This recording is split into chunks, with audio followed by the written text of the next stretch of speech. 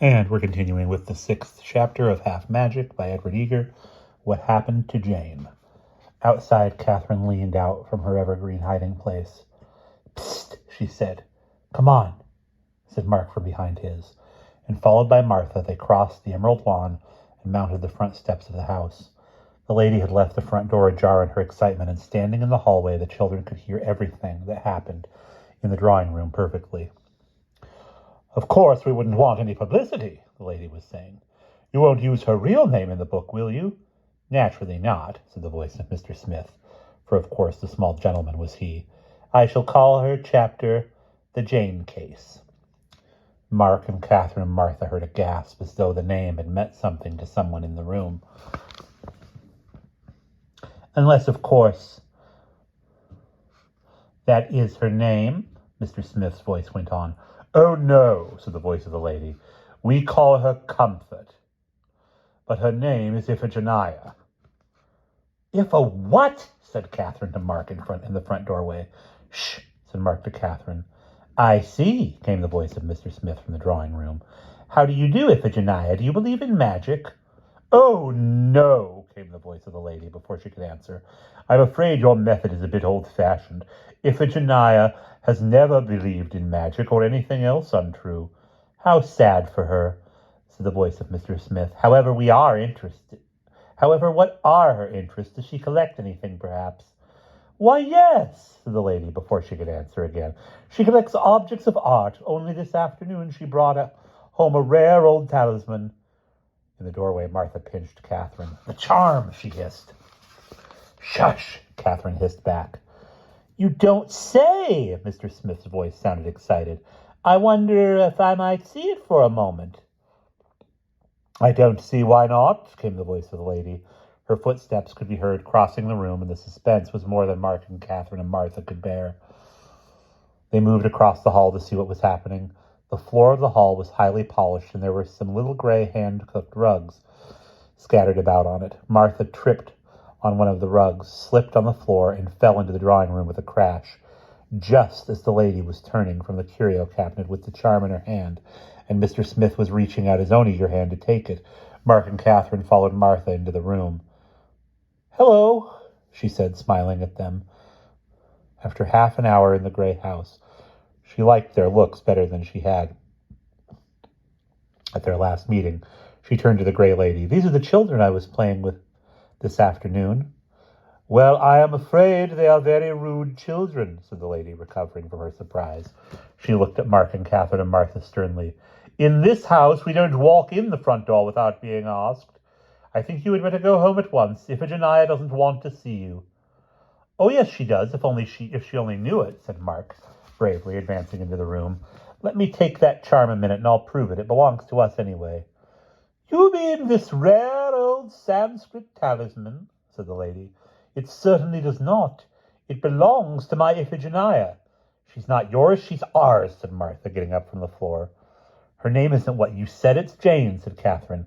"She doesn't live here, she lives over on Maplewood," said Mark. "Not another word," said the lady. "Such awful fibbing I never heard. You are either the worst brought-up children I have ever seen, or you are mentally unbalanced. I'm afraid I shall have to telephone your parents." "No, don't do that," said Mr. Smith, coming forward anxiously. "I'm afraid this is all my fault. I'm afraid I asked these children to come. Just a little experiment, all part of my method." "Then I don't think much of it," said the lady, getting really cross. "I don't believe you are a child psychologist at all. Or if you are, you shouldn't be allowed to be. I shall write to the Psychology Journal and complain." "Very well, you're right, I'm not," said Mr. Smith, giving up. "But don't be alarmed, I can explain everything. Only it's a long story, so if you just let me have that charm." "So that's it," cried the lady.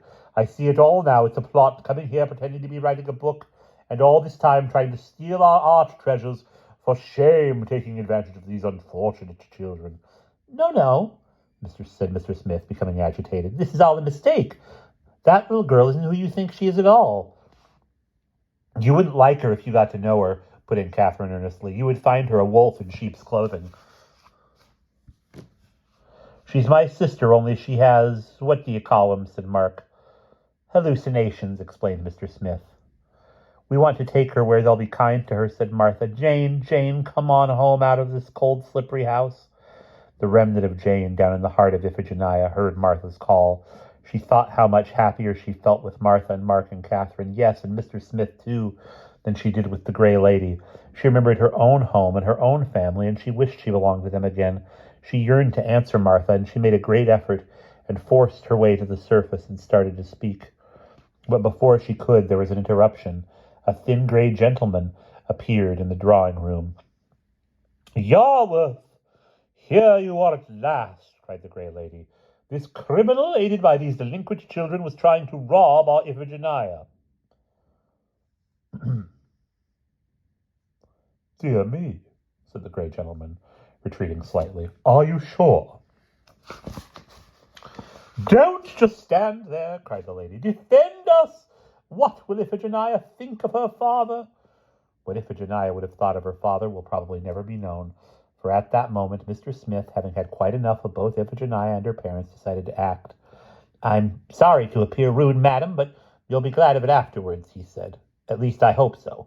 And he snatched the charm from the lady's hand, took a deep breath, and wished that Jane might be twice as much Jane as she ever was. Jane, finding herself suddenly herself again, gave a glad cry and ran, much to the surprise of Mark and Catherine and Martha, straight to Mr. Smith.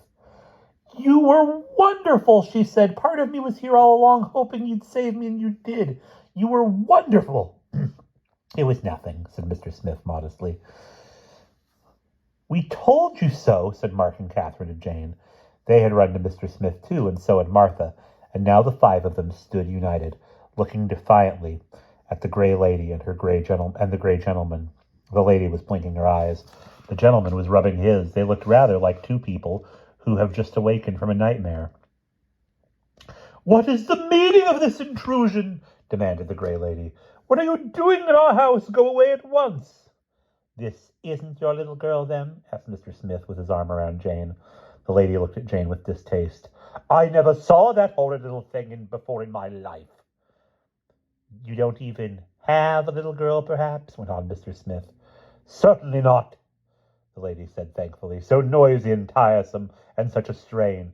Then if we take her away with us, it will be quite all right with you?" "If you don't leave this house at once, my husband will take steps. Won't you, Yarworth?" said the Grey Lady. The Grey Gentleman took a step backward in alarm. He did not reply. "Thank you, madam, that's all I wanted to know," said Mr. Smith, and bowing politely, he touched the charm and made another wish.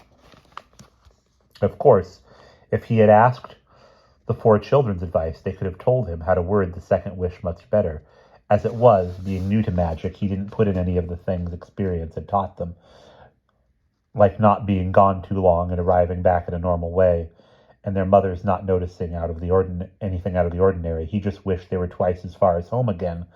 And so, a split second later, when the children's mother came into the living room, and it was empty, and then suddenly Mr. Smith and the four children were all sitting around in chairs, she was more than a bit surprised. "How funny," she said. "I didn't see you sitting there. I didn't hear a car drive up either." She glanced out the window, and it was then that Mr. Smith remembered that his car was still sitting back on Virginia Street where he'd parked it, what seemed like ages ago. He touched the charm in his pocket and made a quick wish, but not quick enough. When the children's mother looked from the window, first she saw the empty street, then suddenly the car was sitting there. She put her hand to her head and sat down suddenly. "I really must go to the doctor about my eyes," she said. "I keep thinking I see the strangest things." "It's the sun," said Mr. Smith. "It's awfully strong today." "I've been thinking I saw some awfully strange things this morning, too, over on Virginia Street," said Mark daringly, with a wink at Mr. Smith and Jane. Martha giggled. "Luncheon is served," said Miss Dick sourly from the doorway, and they all trooped in to where the festive board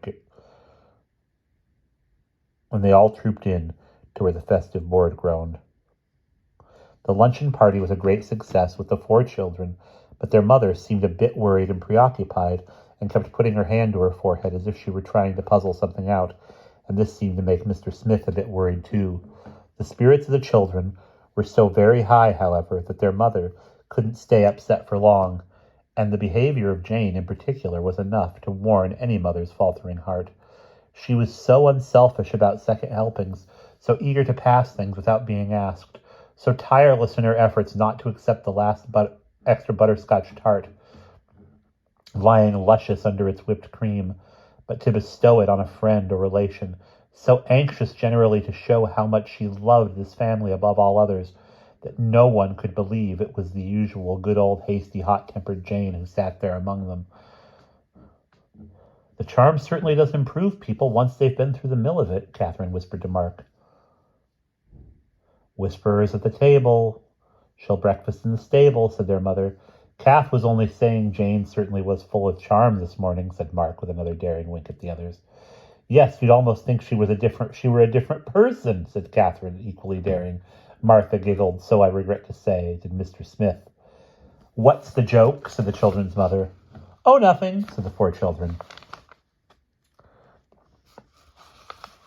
I'm just feeling very happy, said Mr. Smith. This is a treat for me. I live all alone, you know, and it's years since I've been to a family party like this.